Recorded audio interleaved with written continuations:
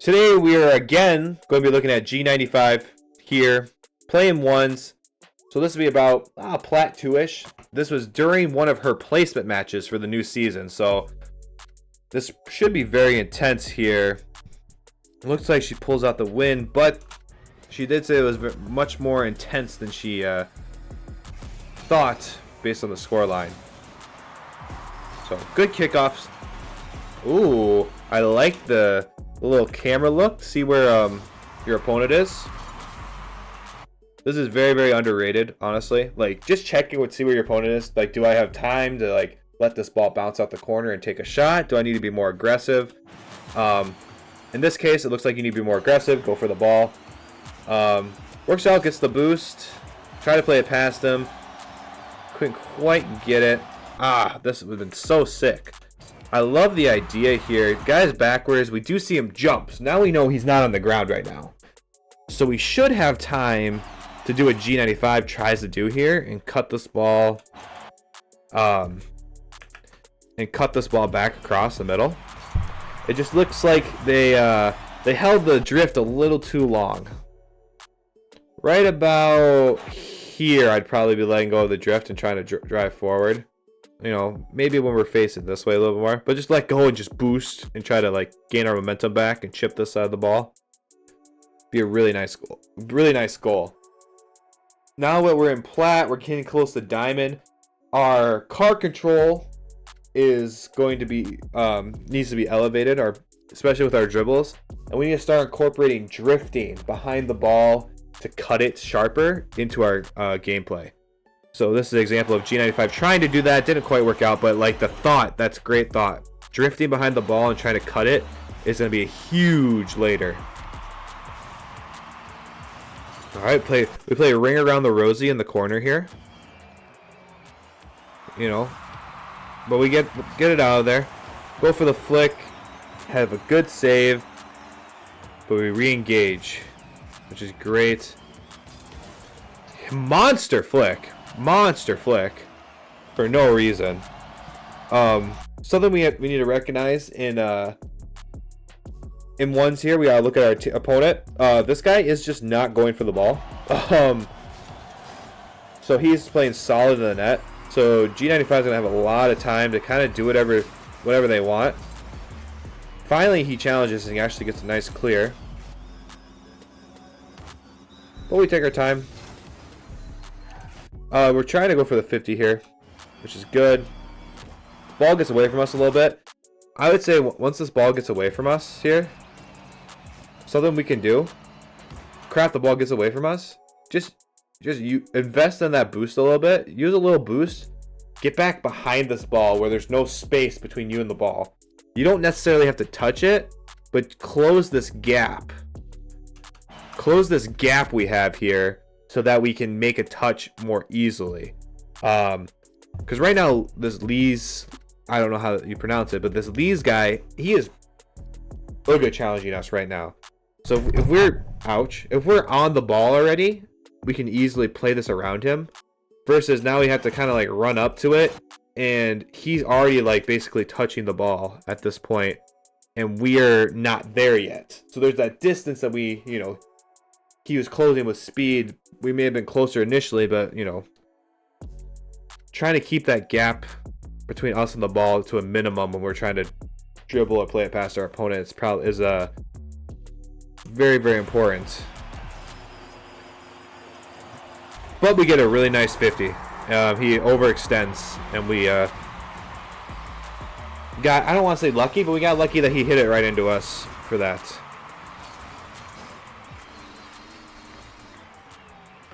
All right, he has a really nice dribble. Good attempt. Good attempt here. I mean, this save is a good timing, but we just get behind the ball. We're contacting it behind the ball, trying to push it upfield. Probably should just hit this to the side or into our corner. It's a little safer. Doesn't allow this counterattack to happen so quickly. Good. We just go the wrong way after we land. Right? We're kind of going to the side of the field, and he just shoots it on net. If we're going to allow the ball to kind of hover like this, we probably should be getting to our net to protect it. But it's hard. I mean, I had a hard time understanding where you were on the field there, so not much you can do about that. Good kickoff. And oh, good attempt. That's something that, like, in champ ones, higher diamond ones, like, this is a shot that's very, very effective if you can get it on net. You get a good recovery though after the fact, and look how much boost you have. That's beautiful. Conserving a lot of boost.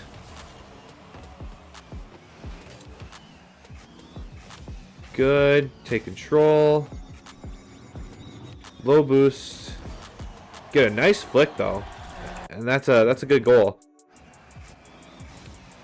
I like that you played it away from where he was. Low boost.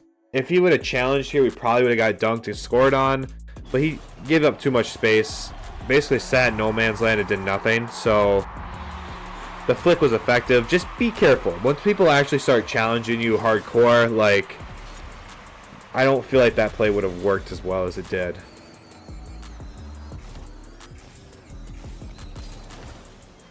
Good. 50. And then we just nice bit of control there. And that's all it is with ones. It's really important to get those strong 50s, win those 50s, and then find a way to finish after the fact. So, very nice. We have an opportunity here to shoot again. Oh, we just let the... It's just the timing was off with the shot. You know, you wanted to time it as soon as it hit the ground to hit it, but you're late, so the ball is already bouncing all the way up, and that's why you sailed it. Way she goes. I love the boost steal, and then just the aggressiveness there gets us another goal, making our opponent here feel very uncomfortable with just the speed that we're attacking at. Kickoff's getting a little away from us here. We're switching it up. I see you're doing a different kickoff every time, really.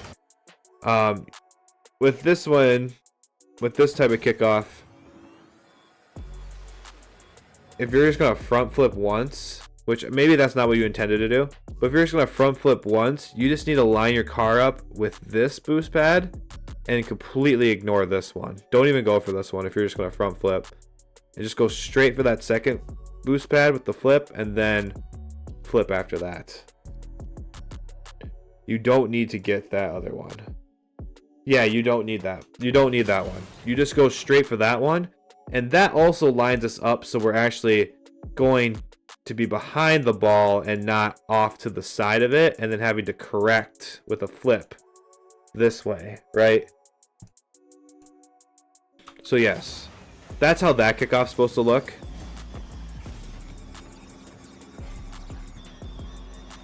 Good touch. Close that gap. Beautiful. Nice. Just being a nuisance, being close. He has a good bump. Time to get some space now.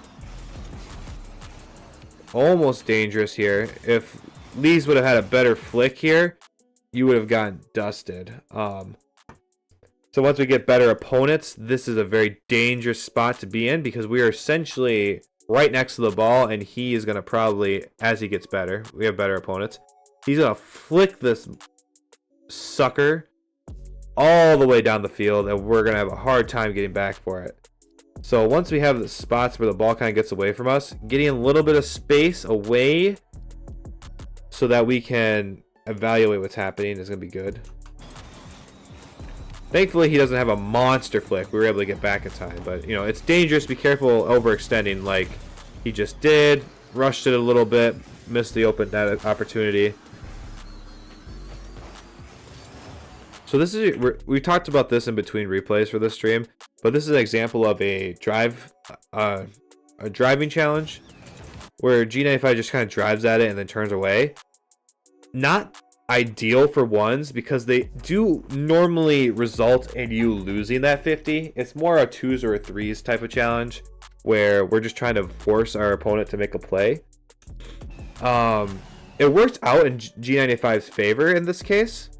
But just be careful, you know, in open field going for challenges like that. Because you will lose them if you full commit. There's a difference between a driving challenge and a fake challenge. Driving challenge, you're basically committing all the way and trying to touch the ball. Fake challenge, you're not trying to touch the ball. You're just trying to force them to flick the ball or get the ball away, and you're already retreating back to defense. So don't get them mixed up.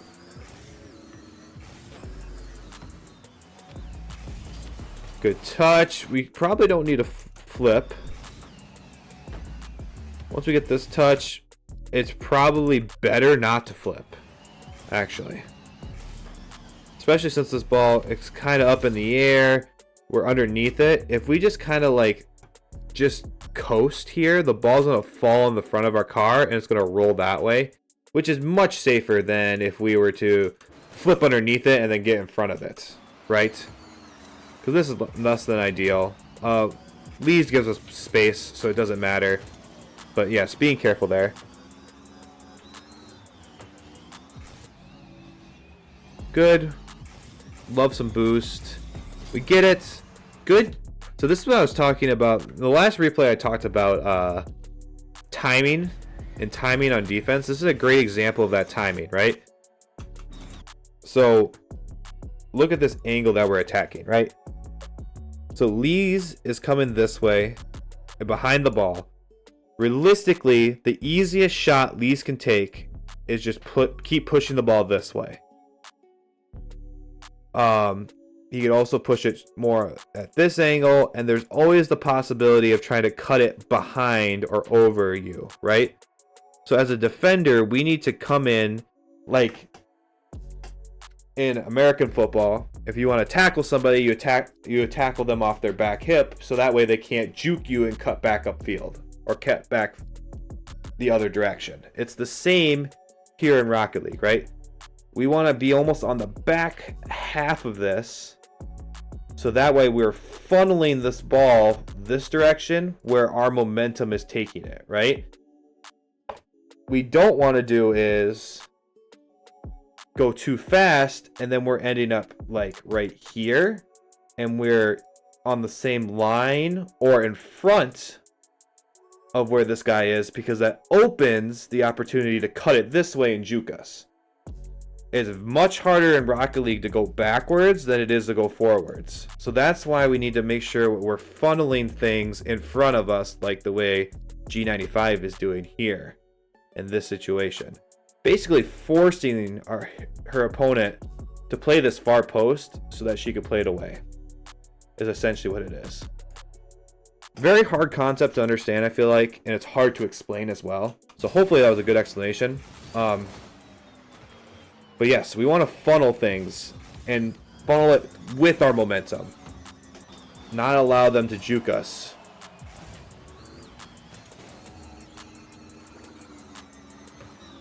Good, we're keeping pressure, sticking around, doing the same thing. We're funneling him. Probably don't want to challenge it like this. It's gonna take us a much longer to get to the ball, to this ball, compared to how fast he's gonna get to this ball because he's already on the wall. So if we're already dead lost on getting to this ball before him, that's when we just kind of circle around and then get ready to either be off the back wall or be in the net and protect the ball, protect it that way. Don't want to just be underneath it, because once we get better players, they're going to air dribble, they're going to ceiling shot, they're going to just take a power shot basically from that sidewall, and we're going to be in a bad spot. Get a little overextendy here, right? We're not actually going for the ball. We get this boost, and then we turn upfield, but then we're kind of going to where the ball was, not where it's going, right? Because the ball was here when we got the boost, and then when we turned to go for it, the ball bounced out this way. Now we're like, oh crap, now we're behind it, not protecting our net, right? So the Lees would actually have challenged and went for it earlier. We were in a worse spot. Good. Yep, now back out. Good half flip for the most part. Saved us there. Leets, I don't know what he did here.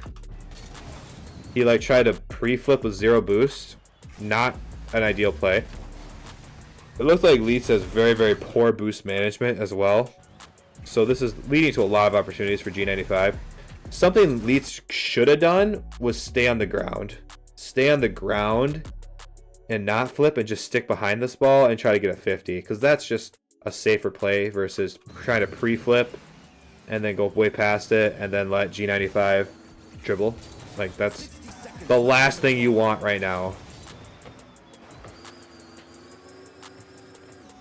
Alright, giving him space. Challenge. Ball's gonna go out to the middle though. Yes. And oh, okay. Unfortunate here.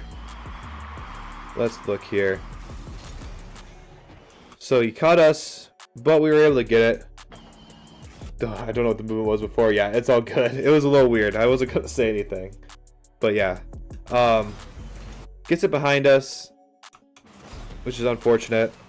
I'm trying to see if there's a way you could have done better. It's tough because he's already trying to cut you. So he's basically changing the plane to where he's moving this way and you're already trying to turn this way. So he's gonna cut you already. So it's hard to, you know, when he changes the plane like that. But you did a good job getting a touch on it. It's just unfortunate that it bounced out like that, and then he had the whiff there, which then leads to this goal. Which, at this point, like, when we're low boost, and we're just about to get shit on, essentially, I mean, I don't know what's better, either trying to close the gap and take away space, or sit in a net and just, you know, waiting for the poor touch. Hindsight's 2020, right? So in that case, sitting back would have been fine. But I probably would have done what you did. Try to close the gap and cut off any angles he has. Good fast kickoff. Ideally, if we're going to do a fast kickoff, we'd like to land before we get to the ball. So that way, we're not landing. Once we land, we're hitting like underneath the ball. Versus if we can land and then jump again, we can hit the middle of it more, right? So that's why this kickoff didn't work for you, even though you clearly were faster to it.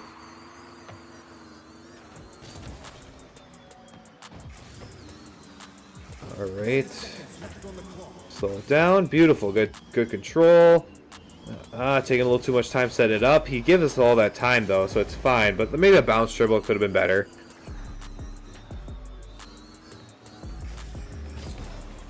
Good 50. 50s are superb right now. Playing it to the side again. Another attempt at dribbling on top of our car. Probably would have been better off just as this ball is already off to the side like this, right? Just cut it, bounce it, cut it to the middle, and try to bounce it back this way and try to double jump pop, do something like that to get it past him. It just takes too long to set up the dribble on top of our car. And then once we, you know, waste all our boost trying to get it on top of our car, then we just have to let it fall and take a 50. So it's unfortunate, really. Something to work on. And then, yeah, that's how the game ends. So overall, you know, very, very good. We had a lot of good pressure. Good pressure. We decided just to take it at him a lot. Our opponent, I should say, was definitely lacking for the most part. So we took advantage of him a lot with a lot of stuff. There are still some small things to work on, you know. Continue to funnel. Continue working on other dribbles besides just the catch and flick or the dribble and flick, right? You got the bounce dribble and double jump pop, bounce dribble into a hook shot, power shot. There's a lot of things. Our positioning sometimes gets a little too far forward based on where our opponent is. But overall, I mean, G95 is a good ones player. Anyone can learn a lot of things from her about it. So hopefully that helps you out, G. And yeah, thank you again for sending it in.